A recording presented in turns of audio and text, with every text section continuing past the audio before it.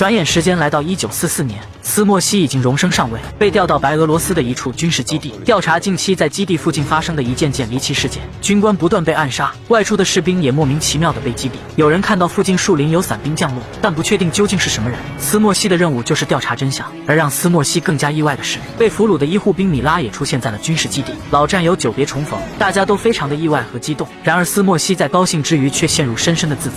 当年米拉在自己的枪口下被掳走，至今心中一直感觉愧对米拉。在得知米拉被掳走后就晕了过去，醒来后就已经是在医院里了。随后几经周折来到这里做上了电报员。时隔多年，加上这一连串的离奇事件，两人心中也产生一种无形的隔阂。为了打破这种尴尬的局面，晚上斯莫西找米拉谈心。然而当他来到宿舍时，米拉却并不在宿舍，这让斯莫西很是不解。第二天带着几人外出调查真相，果然在基地不远处的树林里发现了一个简易的木屋，悄悄爬上2楼，突然身后窜出一名德军，两人扭打在一起。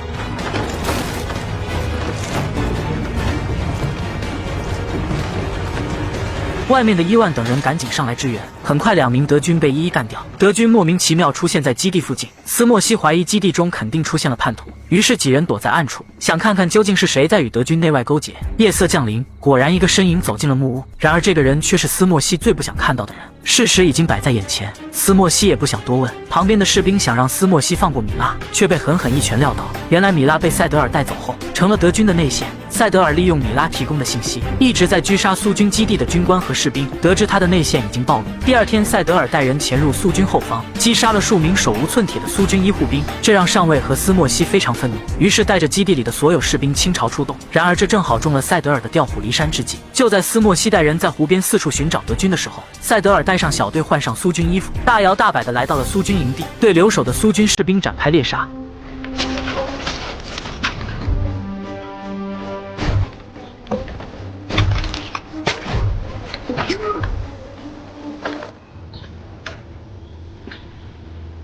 Товарищи офицеры!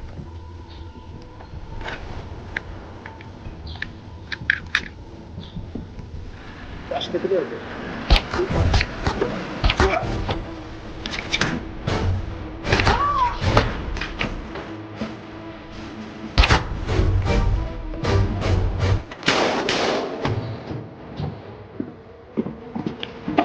米拉再次落入塞德尔手中。至于米拉为什么辩解，我们继续往下看。每个人都有万不得已的时候，何况一个弱女子呢？德军控制营地后并没有离开，他们布置好兵力，准备对苏军一网打尽。很快，外出的苏军返回营地。斯莫西下车后发现这里出奇的安静，而且门口的几个都是生面孔。他不露声色返回车辆，示意伊万等人做好战斗准备。这几人都是一起多年的老战友，瞬间心领神会。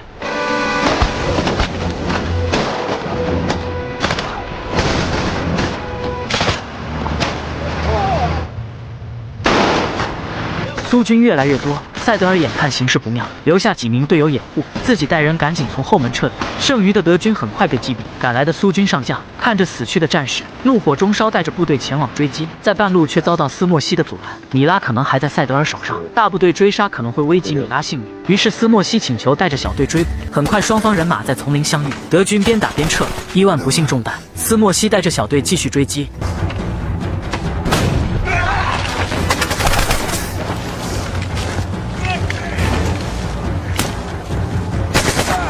一番追逐交战之后，苏军只剩下了斯莫西一人。这时，一名德军士兵挟持着米拉出现，而就在这时，德军轰炸机对丛林发起轰炸，几人被炮火掀翻倒地，而米拉起身后却瞄准了斯莫西。斯莫西看着这个曾经在176号楼有过一次缠绵的女人，他心中有万千疑惑，究竟是什么让米拉变成这样？他只想知道到底发生了什么。此时，米拉哽咽着说出了真相，原来米拉在被俘之前就已经怀上了斯莫西的孩子。被塞德尔带回了柏林后，便生了一个女儿。塞德尔拿他们的女儿作为要挟，让米拉帮德军做事。斯莫西听完直接傻眼了，这时才明白了米拉的痛苦。随后，米拉扭头看了一眼旁边树林，果断扣下了扳机。塞德尔看着米拉亲手击毙斯莫西，嘴角露出一丝得意的微笑。随后，带着米拉坐着小木船沿着河流逃离。斯莫西拖着受伤的身体再次出现，原来米拉并没击中要害。就在塞德尔准备处理掉米拉时，斯莫西扣下了扳机，塞德尔被一枪击毙。故事到这里也就结束了。这是一部2战迷你短剧，看多了残酷的爆燃战争电影。这一部狙击题材中带着儿女情长的短剧，对一场局部战争刻画得非常精彩。米拉的身不由己让人深深触动。女人有时候真的不容易，但战争中的女人更是让人痛心。好了，今天就到这里，喜欢的点个赞加个关注，我们下期见。